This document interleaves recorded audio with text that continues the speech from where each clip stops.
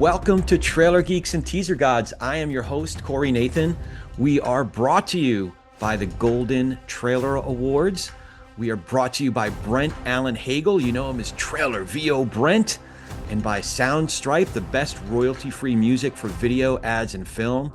And I am so pleased to announce our newest partnership with my pal Lenny Jones and his team at 2496 Sound and Music Design for the best sound design and music elements in the business.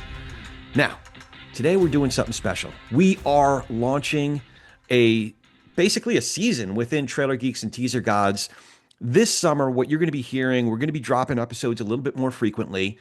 We're doing a tribute to Andy Kuehn. Now, a lot of folks who've been in the business for a while know who Andy Kuehn is. A lot of folks don't. But here's the thing. Andy Kuehn, for all intents and purposes, is the father of the modern trailer industry. He was the founder of Kaleidoscope Films.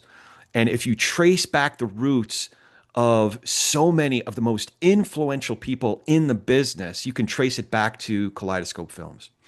So real quick background here, Benedict Coulter, who many of you know and love, came to me a couple of months ago now, and he had an experience where someone said, do you know who this Andy Kuehn character is? And it just caught Benny off guard because, you know, for folks who've been in the business, well, of course we know who Andy is. But we realized that Andy passed away now just over 20 years ago. And it's a shame because I started this program in, I think it was 2019. And boy, oh boy, if there's one person I wish I could have interviewed as the first person to be on Trailer Geeks and Teaser Guys, it would have been Andy. So when Benny came to me with this idea, hey, we really should do a tribute to Andy, man, I thought I was so grateful that Benny came to me with this idea. And not only that, Benny has been helping put it together. So I give him so much credit.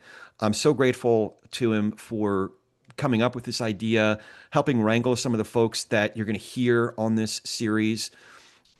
And we've already recorded a few episodes, so you'll hear these coming out over the coming weeks.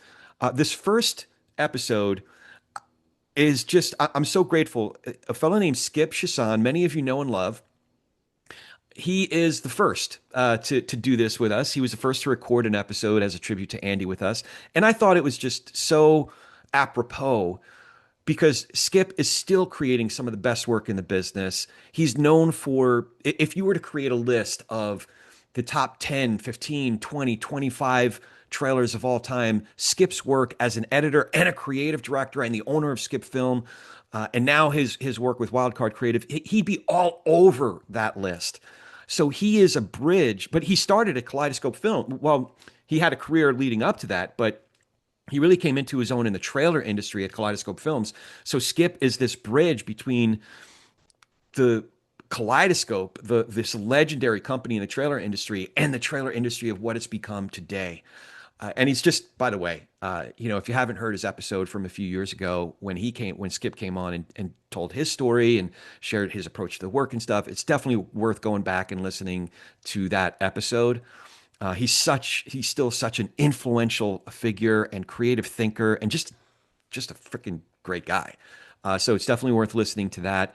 But Skip, real quick, he's editor, director, producer, executive. He is the founder of and principal of Skip Film, which is a part of Wildcard Creative Group. In the trailer world, Skip, like I said, really came into his own at Kaleidoscope Films. Some trailers just off the top of my head, Mission Impossible, Space Jam, Titanic, Gone in 60 Seconds, Shaft, Man on Fire, I Am Legend, Machete. Now, okay, so I pulled up my notes. Now I'm reading a few of the, but I mean, I could just go on. I Am Legend, Machete, Prometheus, Gravity, Wolverine. So yeah, this guy, he's the bomb. And like I said, just a wonderful, wonderful dude. So I can't wait for you to hear this entire tribute, but especially this inaugural episode with Benny as the co-host, which is really cool too, because it's not just me. Benny's He's my partner in crime on all this, which you'll hear. Now, before we get into it, I thought it's worth just I was going to do a separate episode just to kind of share some thoughts about the state of the industry. And here, I'm just going to be really candid. There's a lot of anxiety about the state of the industry right now, and it's understandable. There's so much uncertainty, and I get it. I will say that I am more hopeful than anxious, and I know that's some folks don't agree with me, and that's okay. Um, Everybody has their perspective, and on any given day, it could look bleak or it could look, more hopeful, and I get it. But we've been saying this for years now. I'm trying to, and many of my closest friends are trying to approach this as we are in this together, right? And just get through today, get through this week, get through this month, because I do see an increase in activity, and I know things are changing at lightning speed. I get it. From budgets to the kind of creative content that's being required for any given campaign, where salaries are at. There's hard stuff to navigate. I get it. I get it. And we may very well be talking about that some more in the coming weeks and months. But I just want to say a couple things.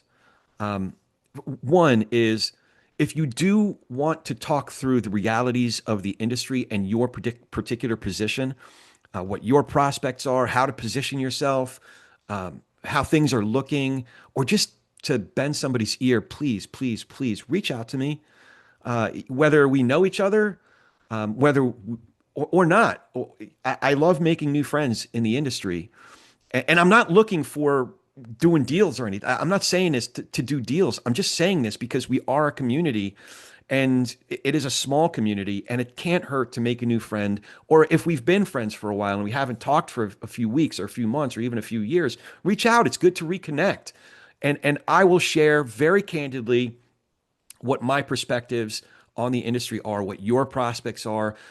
We'll talk about different things that you could do to position yourself as best as possible for where the industry is and where the industry is going forward. And again, I'm not saying this for commercial purposes. 99 times out of 100, we're not going to do business per se together, but we can connect. And that, at this stage of my life and this stage of my career, that's what's important to me. That's what's meaningful to me.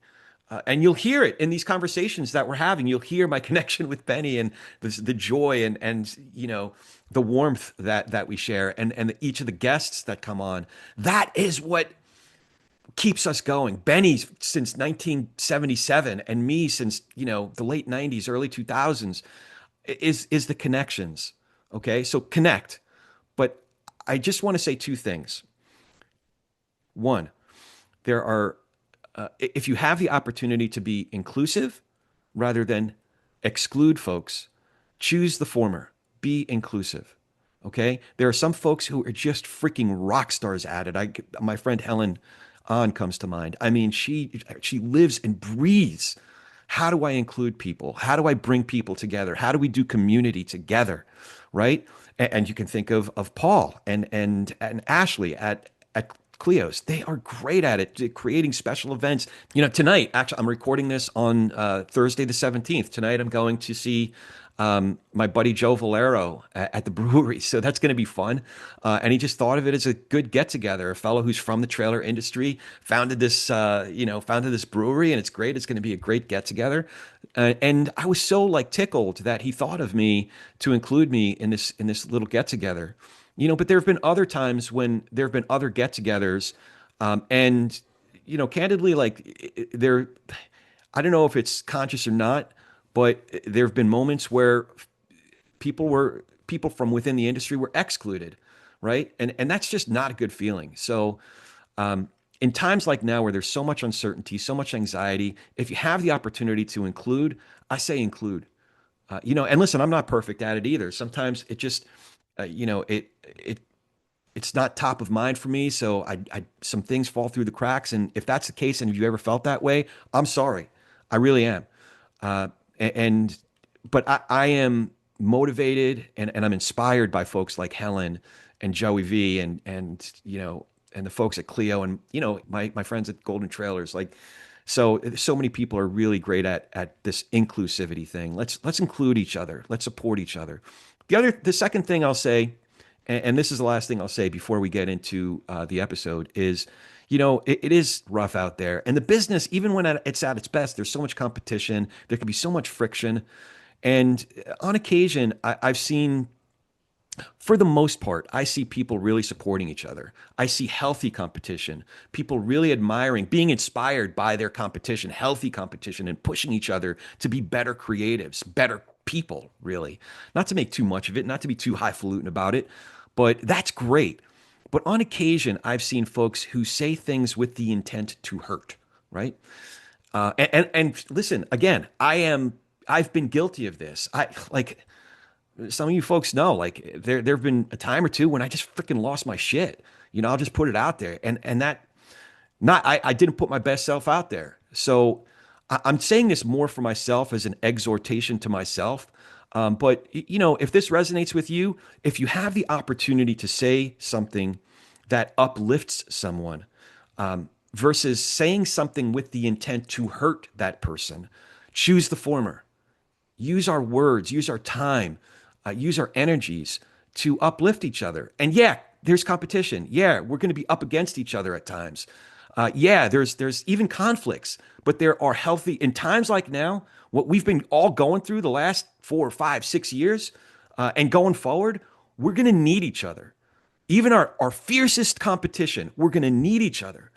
So if you're about to say something, and I'm saying this as a reminder to myself, if you're about to say something that has any tinge of the intent to hurt, maybe take a pause, take a breath, right? And maybe don't send that email, don't send that text. All right. And I'm not saying you have to like say something loving. Maybe you just don't have it in you. That's cool. I don't have it in me sometimes too. So maybe just take a beat, take a pause, take a breath.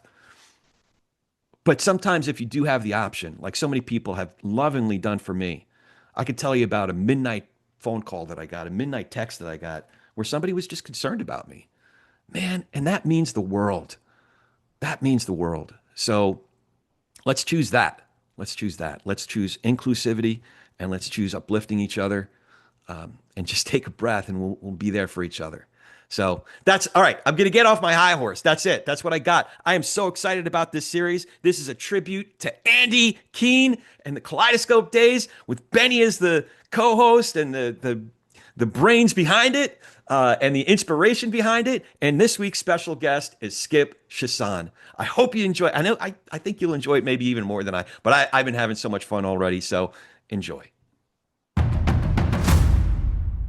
All right. So glad to be joined by Benedict Coulter, who's now my partner in crime, as well as Skip Chaisson, a legend in the industry. But, a lot of folks really enjoyed when you came on the show a few years ago, Skip. But for folks that, just for a refresher, because it has been 5 years, where are you now? And remind us of the, going from, I guess, runner or something at Columbia, and coming up the ranks, first breaking into the trailer industry at Kaleidoscope. So where are you now? And give us a little bit of an overview of your career. Well, where I'm at now, I'm enjoying a wonderful partnership with the Wildcard Creative Group with Nick and Allison, and it's Benny's familiar with them both. Great people, and I really like the vibe of and the culture that they've established. And when I say that, I mean it's just it's not a swimming with sharks, which is where I was in the commercial world and the music video world before I stumbled into trailers. It's funny, Benny. I didn't realize I did. So you and Skip have the Kaleidoscope connection. You didn't overlap there, from what I understand. But now you have the Nick Temple connection, right? Yes, absolutely. Yeah. Mm-hmm. Yes. So when did you remind us, Skip, about that moment? You had done commercial work and music video work. How was it that I guess it was Trugman and Andy came across your work?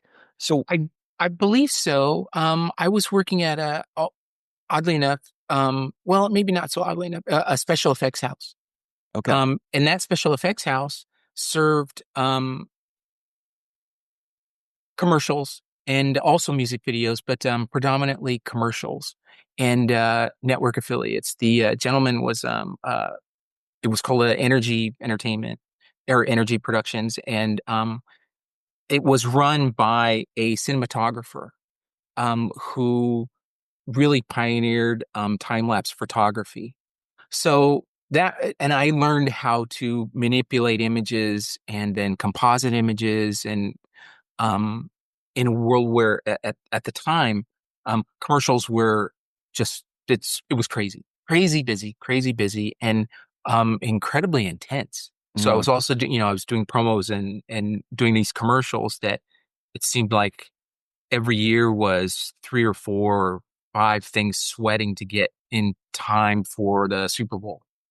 And they ranged from toy commercials to herbicide commercials. You would not believe how much money is thrown into herbicide commercials in the middle of the country with special effects and clouds and lightning, which I'm going off a short tangent, but like the lightning and stuff that I created for these herbicide commercials, we actually ended up using in the teaser in the trailer for Twister. Oh, wow. Yeah, because they were things that Spielberg had requested also to use in the movie. A weird coincidence, but I knew of all that stuff, so um, that helped when we were doing that. But I started as I was fortunate enough to stumble into um, a internship at Columbia Pictures during a time when David Putnam was there screwing up everything in a way. Now that I look back, but he brought this indie mentality, and that indie mentality was also giving a shot to people. And I stumbled into that after I failed miserably at attempting to be a tour guide at Universal Studios.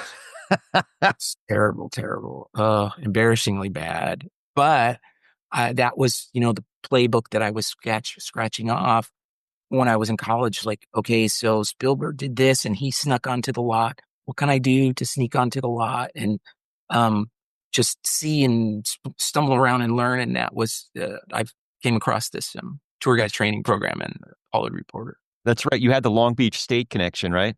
Yep. Yeah. Yeah, exactly. Yeah, a humbling connection. Even though he was there for like in his English lit major, um, the first thing they set you down in this like small group of radio, television, and film degree was they showed us his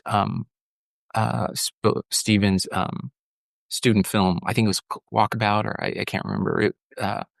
The one he did there, it was incredible. I mean, it was like at the level of Duel, but and then they showed us this, and they just said,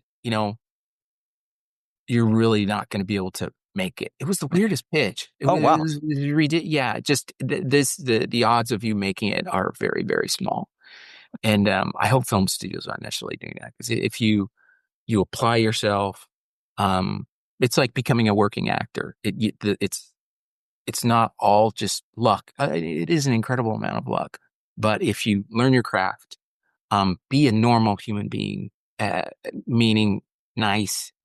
When you say you're going to do something, you do it. If you can't do it, just say, I can't do it.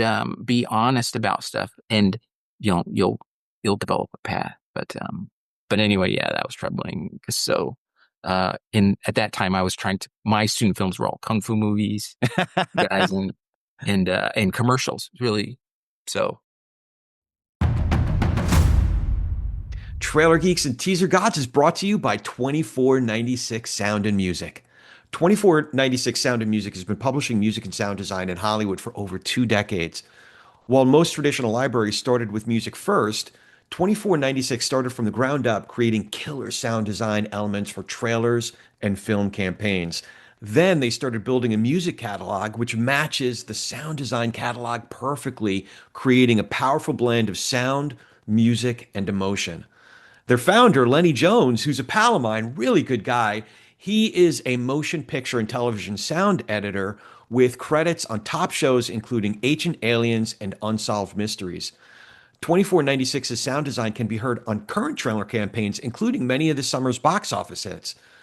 2496's composers and sound designers hail from all over the globe, giving their clients not just 24/7 service, but an international style that will appeal to a global audience. They excel at rapid customizations and creative revisions, minimizing delays in your creative process. If you're looking for the sound of the next for your next trailer campaign, check out 2496 Sound and Music at 2496sfx.com. That's the numbers 2496 and SFX like sound effects. That's 2496sfx.com.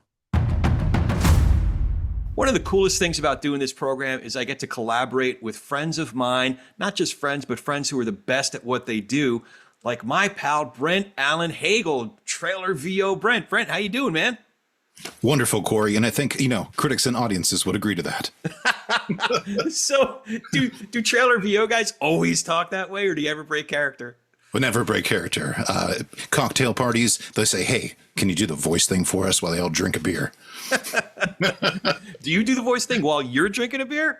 I've never tried. I could probably win an award for that. Oh, see, you're already breaking character, man. If we go on too long, you're going to start sounding like Gilbert Gottfried or something.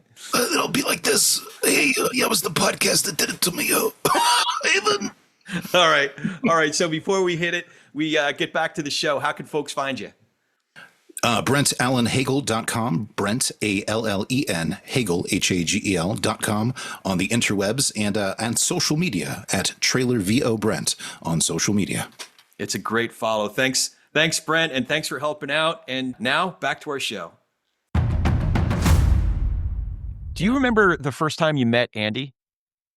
Yes. It was the whole Kaleidoscope experience was, for me, falling into it. I remember it. I was Tom Cruise in The Firm. I didn't know that this kind of thing existed. And it was amazing that people got paid to do this kind of thing. Yeah.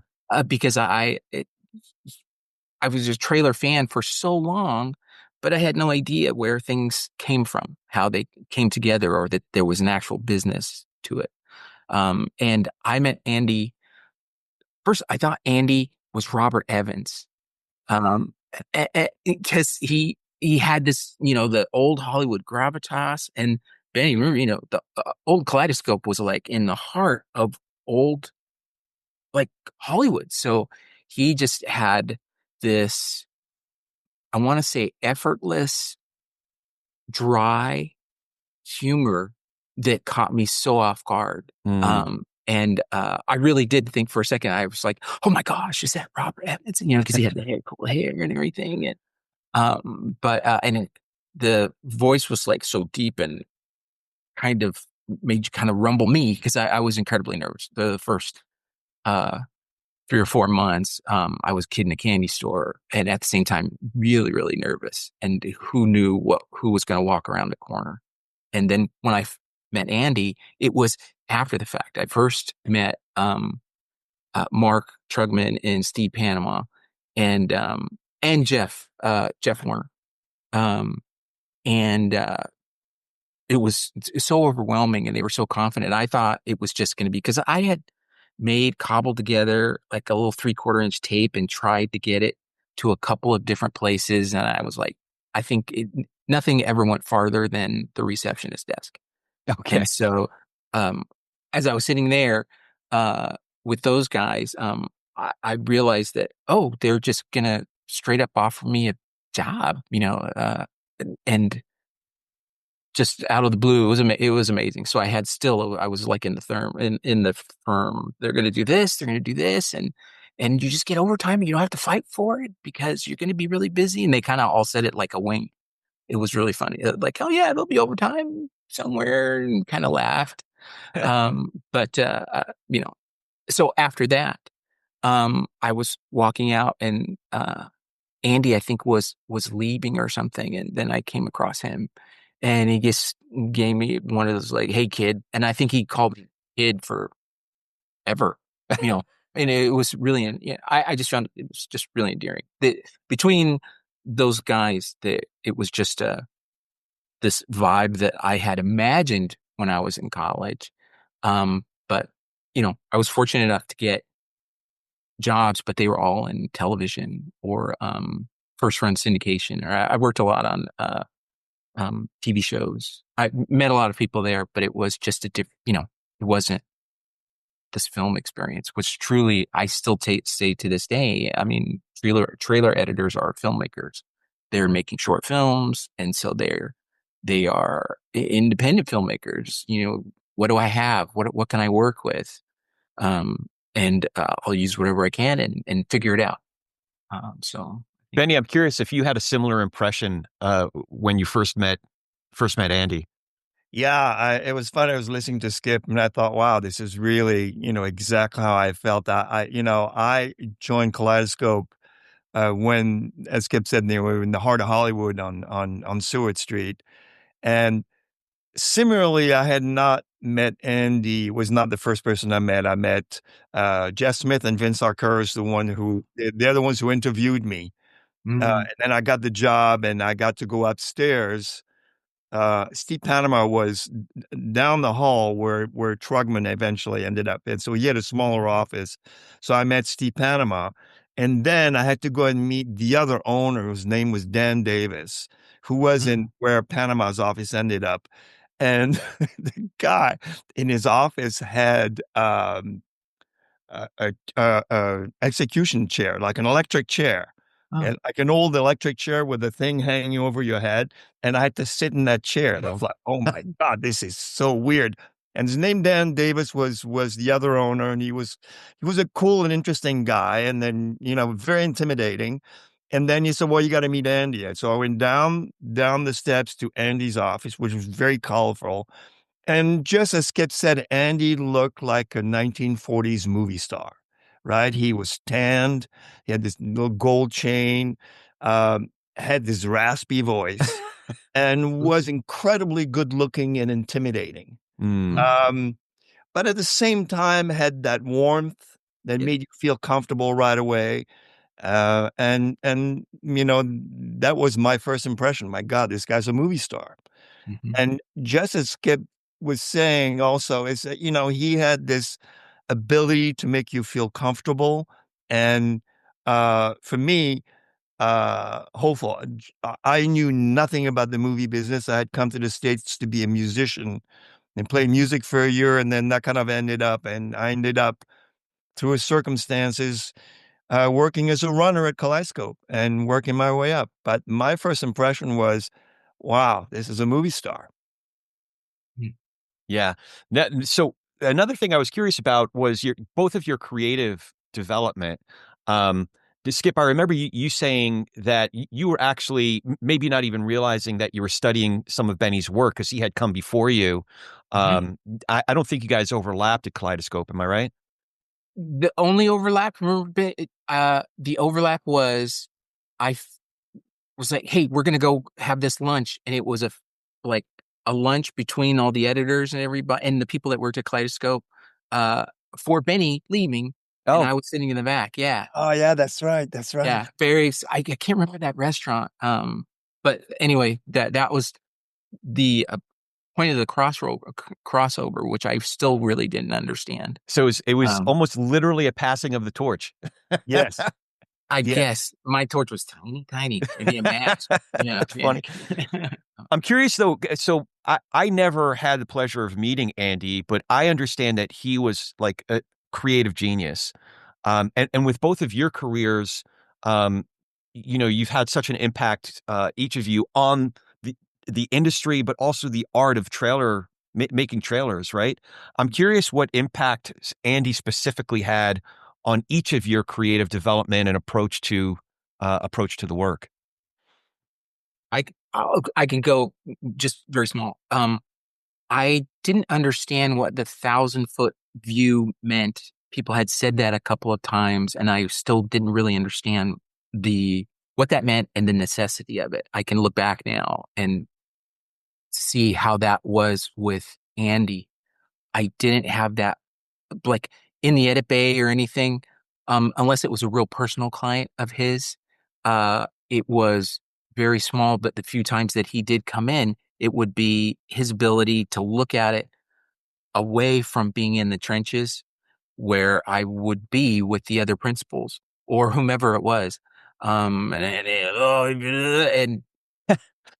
a few moments, but he was able to see it, understand where you're going, or at least where I was going with it, and give a salient thing that I just, oh, you know, sometimes it's staring right at you, especially when you're really in it and you don't necessarily see it. That was mine.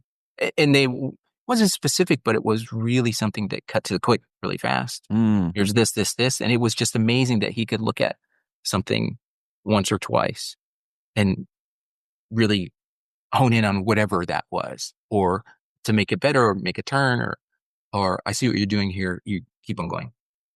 That's interesting because I would imagine, when you started Skip Film, and then other chapters of your career as a producer, as just that knowing that someone could see a piece and zero in on exactly what it needed, and you being able to influence other creatives in that way. I guess you're calling up your inner Andy in a way. Oh, that's interesting. Yeah, maybe so. I'm sure to the detriment of the fine people that that I was able to work with there. I hope I wasn't driving them crazy. Yeah. One of the things that I did realize and appreciate it, Andy gave you space. I try to give people space. And then I could look, because I'm a fragile flower. And so I understand even if you're getting a comment, you have to really think about it. What that person has been putting in it and how to give direction or how to give that comment. And maybe I am, getting that from Andy, because if he was lying just to build my ego, I never knew. Yeah. Like he was that good at it, but it was just, or build my hubris or something, just so I get confident. You're like, okay, yeah, just go. But anyway, Andy gave space, at least for me, but he seemed to always be busy. And I imagine him just being busy with who knows what kind of crazy big deal in it that he was always doing. Trailer Geeks and Teaser Gods is brought to you by Soundstripe. So if you're an editor, a producer, a creative exec, a music supervisor, or even a podcaster like me, if you're a content creator of all stripes, if you will, and you're looking for the perfect library of music and sound effects, check out Soundstripe. With over 10,000 high-quality tracks, including music from Grammy-winning artists, Soundstripe makes music licensing hassle-free. Believe me, I've tried it. I've been on there. I've navigated around. It was really terrific. It was really easy to use. So with a simple subscription, you get unlimited access to a vast catalog, downloadable stems for creative flexibility, and AI song editing to customize tracks effortlessly. Plus, their seamless integration with Premiere, which is what most of my editor friends are on, it means a smoother editing experience.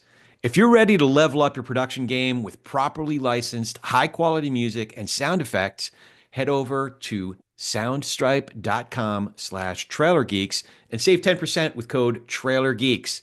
That's soundstripe.com/trailergeeks and code TRAILERGEEKS. Trailer Geeks and Teaser Gods is brought to you by the Golden Trailer Awards.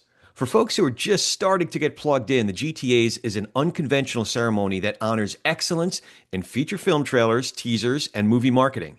Or as some folks like to think of it, it's the award ceremony for the short attention span. We all just celebrated the 25th Golden Trailer Awards. So would that be the Silver Golden Trailer Awards? Either way, it was a terrific show. Monica and Evie do such a wonderful job putting it together. Tons of fun, so much awesome work across the board. And mostly, it was just great to be together as a community. So keep an eye out for a number of exciting developments over the next year. Just make sure to stay plugged in at goldentrailer.com for a ton of exciting developments. That's goldentrailer.com. The other thing that you both have in common is that you have these filmmaker relationships and producer relationships with, big stars. I would imagine that that's being able to be in the room with the Spielbergs of the world and the Tom Cruises of the world and the Ridley Scotts of the world, that's something that you had to learn. Well, first earn your way into the room and then learn how to conduct yourself in the room. Is that fair to say? I think so, Benny. Oh yeah, and let's not forget, our favorite guy, both Skip and I, who we miss dearly, Tony Scott, who Mm. was an incredible influence on both of us, Ridley and Tony. But Tony was so full of life and so incredibly talented that we had a great experience with him. Um, I feel exactly the same way about Andy. The perspective that Skip had, it was really fascinating, as you created a piece that he came in and had a perspective that most of the time you wouldn't expect. He saw something, he picked something. It was funny because he would come into the room, and when I started, we were on film, and we were on film for over 10 years when I was at Kaleidoscope, longer than 10 years. And Andy would sit at the movie, his face next to the screen. He would really live the piece. You could see him laughing, smiling when something was funny, and jumping back when there was an explosion. He was really completely into it. But he was always able to bring a little extra something that you hadn't thought of. And as Skip said, he also did in a very, very encouraging way. He helped you fly. He encouraged you. He championed you and said, "Why don't you? Maybe you want to try this or try that. How about that?" So it felt very natural to follow his direction. And I had two instances that I vividly remember, which blew me away. And there was one trail, I don't remember what that trailer was, where I was there was a section where I was really not quite sure about the music. And we had a sound room downstairs at Kaleidoscope with hundreds of quarter-inch tapes. And there were scores from all other movies. We used to scores from the same studio so they could license it. And you'd go down there and listen to scores, pick what you wanted, give it to the sound guy, who was Eric Martel, the guy, message it to 35, and then you cut with that music. And I was in the middle of a trail, I was stuck, and Andy said, "There's a score called The Serpent and the Rainbow, box 2, cut 4, about a minute 30 in. Listen to that, I think that'll fit there." And I remember going downstairs, putting the thing on the quarter inch, going to that thing, listening, goes, "Oh my God, he was right on the money. How did he remember this?" So he had that musical memory of knowing Wow. where everything was. And the other instance that happened to me, I was cutting the trail for An Officer and Gentleman, and I had cut my opening. The opening was working great. I was like, okay, I'm cruising, and I got stuck. I couldn't figure out my transition to the second part of the trailer. I've introduced the premise. Now I got to introduce, Richard Gere and Deborah Winger and the characters, and so what I would do, I would call Andy and say, "Andy, can you come down? I'm kind of stuck." "Yeah, okay, I'll be right there." And he'd come down, and he looked at it, and he said, "Okay." He took a piece of paper and he said, uh, "Some men need to succeed in order to belong. Some women need to belong in order to succeed." He said, "I'll read it for you." He had that raspy voice, so a lot of time he read the voiceover for us.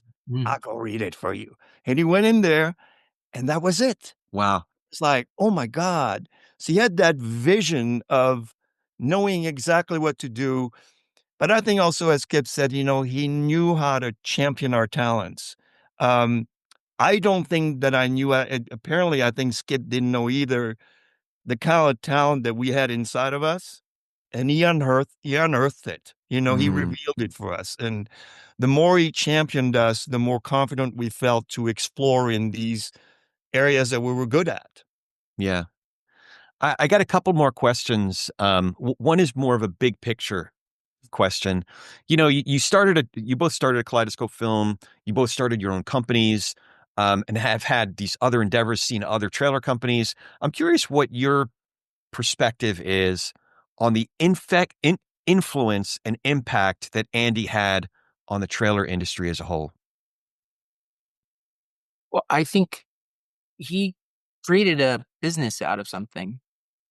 And I was not an entrepreneur or anything like that. I had, like I said, I'd come from places that, in effect, they were creating their own businesses. On a sitcom, when get a green light or you're doing a pilot for a sitcom, that's creating a business. Mm. And it's also giving work to people and to creatives, and really in an environment that is not most of the time stodgy, or it's um, the joy of what I imagined working in an industry was. And it seemed that, Andy could have influenced Kaleidoscope to make it not open, where editors didn't collaborate, or there was just, that was just normal. Everybody was in it together to put it on a show, he could have made it a whole different thing. But I think for so many now, there's so many places that are, trailer businesses. I feel like that's an influence, is that he was able to do that without the little that I know that how he established it. Just the way he ran things, not again now, the way he developed creatives. Mm. Yeah. My friends, or at least the people that I knew, that small group, Paul, Ricky, Rick passed, Mark, just incredible people, and they were so welcome. I was just really fortunate, and I'm sure that came from how Andy was. That was Steve and Mark. They're the generals there. But, Yeah. Benny, we'll talk a little bit more about that, but I'm also curious, what do you miss most about him? I think, for me, again, not that much experience, but it was just I always thought it was the coolest thing. Andy he would arrive at the office at like 10:30, and I think he was probably leaving at like 4. That's great. And when he was there, and when Kaleidoscope moved over to Wilshire, my office was right next to his. Like, he had this really neat corner office, and where I was, right next to him. So when he came in, just his, seems silly, but his, like, that, I don't know, what is it? A liquor cigar voice, saying hello, hey kid. That was really nice. Just a Seems like a personal small thing. Yeah. Yeah, because we're under a lot of pressure. I mean, trailer editors are under incredible amounts of pressure. And the humanity goes a long way. Yeah. I want to make sure that I before we wrap it up, to hear your thoughts on how you learned how to be in the room with the Spielbergs of the world. For me, that was as I still am. I'm an incredible fanboy. Then I was also still just I'm a lover of film, lover of entertainment, lover of comic books, and I was fortunate enough to just, I didn't know the business, but my mother, my father, our family were movie watchers, TV watchers. And my dad was saying, like, see that name there? Drive-in movie watchers. See that guy there? He directed this. That person there was in this. So I grew up enamored with, cinematographers and directors and stars. Yeah. And at Kaleidoscope, that was a place where freaking they were walking the halls. And so I had to really be measured in my wide-eyed enthusiasm. Holy smokes. And then be able to listen. And Andy, he either probably saw or knew how excited I was, but at the same time, it can be overwhelming. It's a new thing till you get past the veneer. And he just made I can't, it's a whole bunch of I can't say. But person was coming in and he gave the most inappropriate, told me the most inappropriate, hilarious, brief story about who it was. And he said, everybody has these stories. They're just people like you. Just remember, you can have fun with it. And it was just, yeah, like I said, in the Tony Scott world of hilariously inappropriate jokes. I think about that chills you out. But yeah, he did it quick in and out. He could spot what was going on, and that was it. That's great. Well, we already covered a lot, but Benny, is there anything important that we need to ask or that we haven't covered yet before we let Skip go? Well, I just think, and I know we both agree on this, that, the trailer industry would not exist, certainly in the way it exists now, if it wasn't for Andy. Because Andy worked at a studio, worked at MGM, and took it upon himself to start a business outside of the studio to do trailers. And I think one of the most important things about Andy is that he was incredibly respected by filmmakers and movie stars. And that's why he was comfortable in the room with them. Um, and he also was uh, really incredibly talented at spotting talent and encouraging and championing that talent. He did it with all of us in incredible ease. He made you feel very comfortable. And he was so talented. Spielberg loved him. Barbra Streisand loved him. I mean, people really, because he was great at what he did. And Skip's right. The trailers, if you look at some of these trailers like Jaws and De Niro and it's just, they're incredible little pieces. And he had a lot to do with those pieces. He was very inspirational. He came up with a lot of the ideas. He wrote a lot of stuff. So he really is the one who started it all. And that's why I think, we have to tip our hat off to him, because all of us are where we are because of him. Yeah. And then before we go, did you want to say something, Skip? Sorry, I felt like I might have cut you off. No, I was just it's neat to hear it from another perspective, but clearly we were having similar experiences. It's interesting. It's really interesting. Yeah. That's awesome. All right. So my last prompt, since you're both here together, Benny, do you have any questions for Skip? And Skip, do you have any questions for Benny? You guys get to turn the tables on each other. Well, I don't know if it's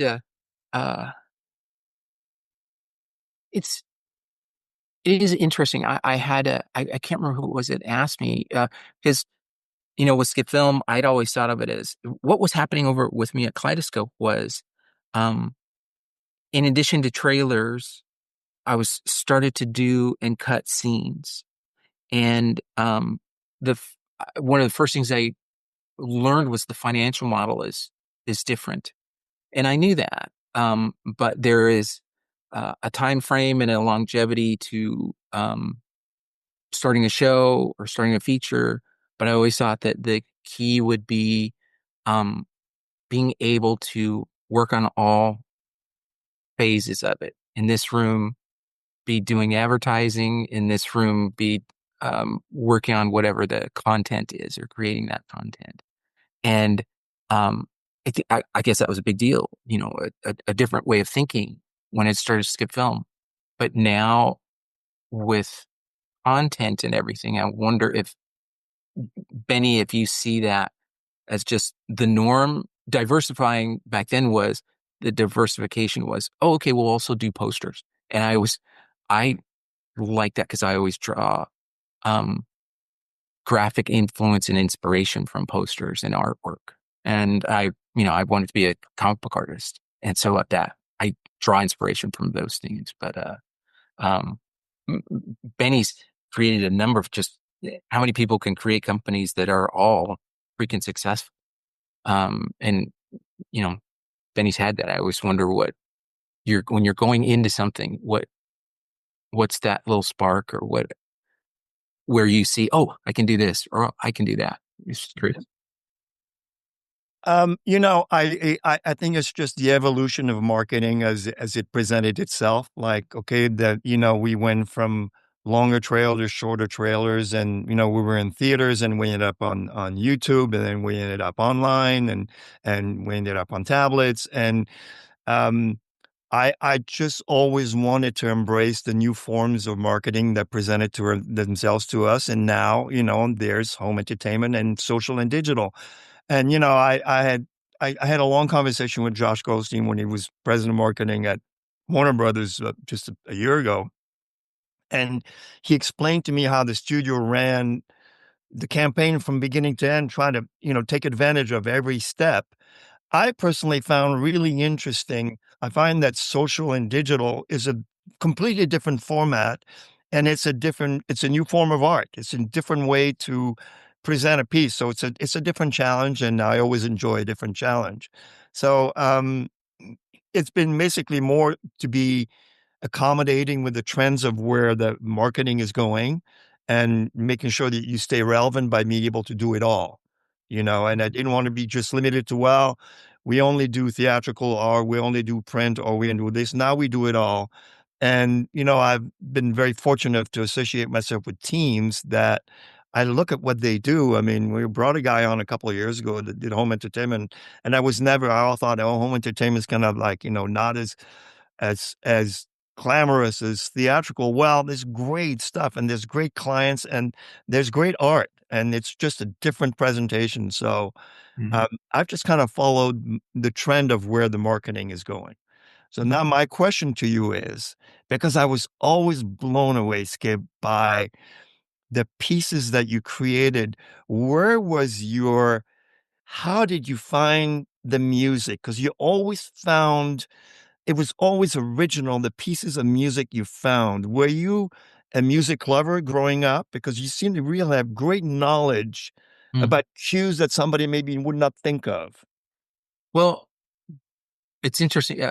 So, during the 70s, I felt like there weren't too many um, outlets there where you got stuff, but those outlets were monitored so much, meaning like in the 70s, radio was on all the time. And at least our house, and albums were a thing. But I think it was another necessity thing. Um, I For the DGA, there's this small book that says here are the things that you need to become familiar with when you want to be a director. If you want to be a director, here's the things you have to have. Um, uh, the passion of an actor. So you take acting classes, just so you know. Not that I want to be an actor, just so I know, so I can understand what feedback I'm getting. Um, the eye of a cinematographer, so you have to take those. You do what you can to understand that. And another one was the rhythm of a dancer. So this was the 70s. I taught self-defense for extra cash. I taught aerobics because that was the thing. And there was this thing at Joe Tremaine Dance Studio, which was kind of like the Debbie Reynolds Dance Studio. There were these places.